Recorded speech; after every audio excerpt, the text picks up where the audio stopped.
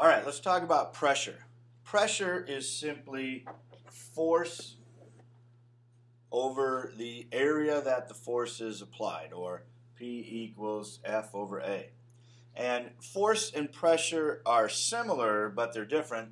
And, the main difference, obviously, is that force is just, we don't care about how much area that is. Pressure is, we care about, is it this much area that force is applied to, or is it this much area that the force is applied to, because that makes a difference as far as the pressure goes.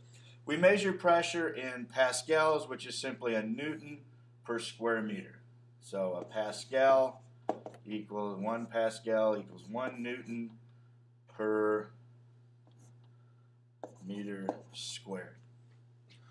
Okay, and if you want to get a good idea of that, take a pencil, sharpen pencil with an eraser on one end and sharpen end on the other, and put it between your hands and push. And which hand feels the most pain? Well, it's going to be the one with the sharpened point, because all of that force is applied to that one small area.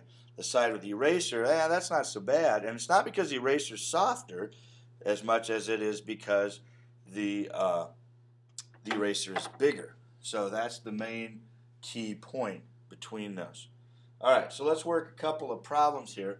First one says, Brooke comes home from school, puts her books down on the kitchen table while she goes to grab a snack. The books have a combined weight of 25 newtons, and the area of contact is 0.19 meters by 0.24 meters. What pressure do the books apply on the table? All right, so let's start off. We're looking for pressure. Pressure is force over area. We know the force is 25 newtons, and we don't know the area, but we are given the dimensions. So we know that it is 0.19 meters by 0.24 meters, and so we can calculate that out. And if we punch that into a calculator, we get 0.046 square meters. So now all we have to do is plug those numbers in. So we would get 25 newtons divided by 0.046 square meters, and that would give me 540 newtons per meter squared, or 540 pascals for my final answer. All right, let's look at the next example.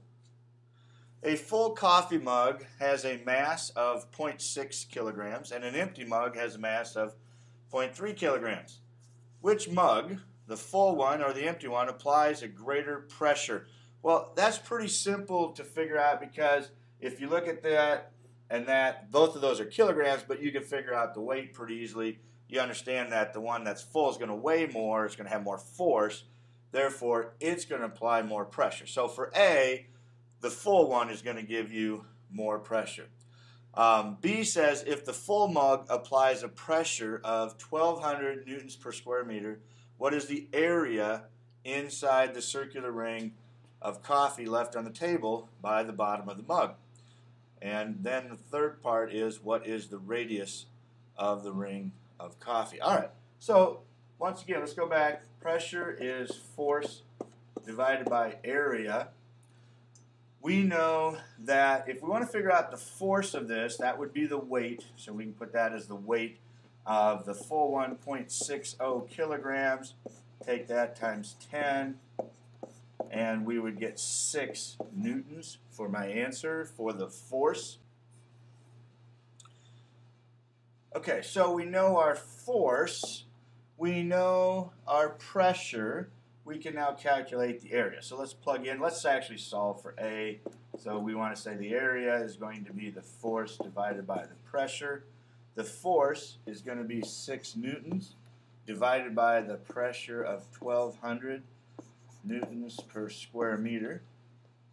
And if I calculate that out, I'm going to get kind of a small number here, 0.0050 square meters. So that's B.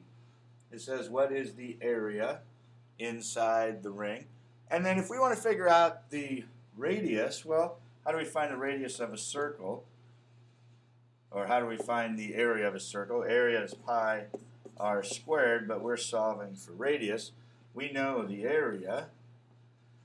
We know pi, of course. So if we want to solve for r, we're going to get r squared equals area over pi.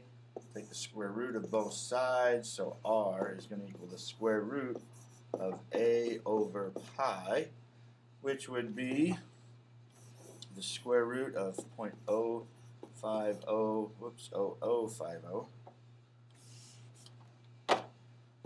0.0050 divided by pi.